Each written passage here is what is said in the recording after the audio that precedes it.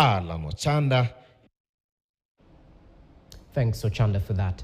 Moving on, the proposal to have the Africa Union Commission chairperson post reserved for women candidates in the February 2025 polls is the latest headache for the Azimio la Umoja One Kenya leader in his quest to succeed the outgoing chair, Musa Faki. The proposal, which may be defeated if Kenya votes against it, will be considered by the AU Executive Council this week in Addis Ababa and is seen as one of the hurdles, although surmountable, that the former Prime Minister has to go past. And as KTN's political affairs reporter Emmanuel Tor now explains, regional geopolitics, including language, may also play a role in Odinga's quest to assume the AUC chair position.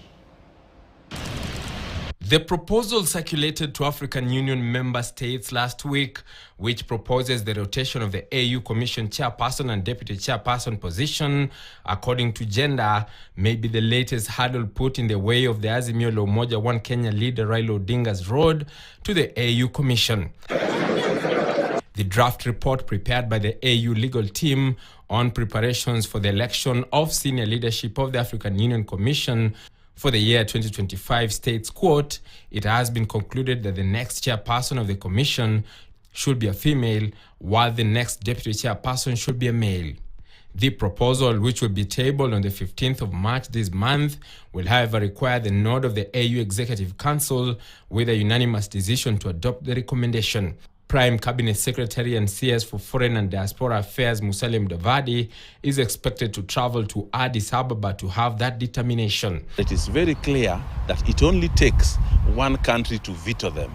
And now that Kenya has opted to support Raila Odinga, they will easily be vetoed unless Kenya reverses its support for Raila Odinga. And even if they were to do that, probably another country would come to his rescue. So the only issue, the biggest hurdle for Raila Odinga is to convince people like former President Kikwete of Tanzania not to run. It's to convince Somalia not to give a candidate.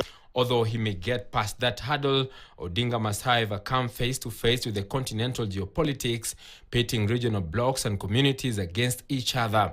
Currently, the East African Community, which is a favorite for the post, has 8 members, the Economic Community of West African States, ECOWAS, with 15, the Southern African Development Community, SADC, with 16, and the North African Community with 7 members. Apart from the regional blocs, the former Prime Minister must also contend with about 26 Francophone countries, which may decide to back one of their own for the seat. The Francophone countries, which include others who speak both English and French, form a major alliance that could pose a threat to Odinga's bid. Because you know that a candidate to be successful must get two-thirds physically.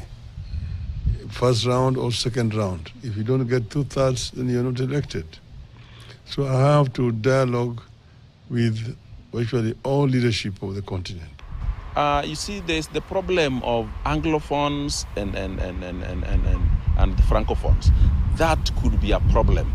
If they read according to that script, that is one problem that Amina Mohammed went through. He needs to work on North Africa, he needs to work on West Africa, especially the Francophone part, and he needs to get the big brother of Southern Africa, South Africa itself, to say, you know what, let's support Raila Odinga.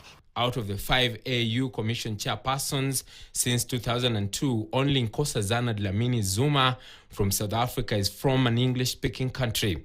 The rest from Mali, Gabon, and Chad are French speakers.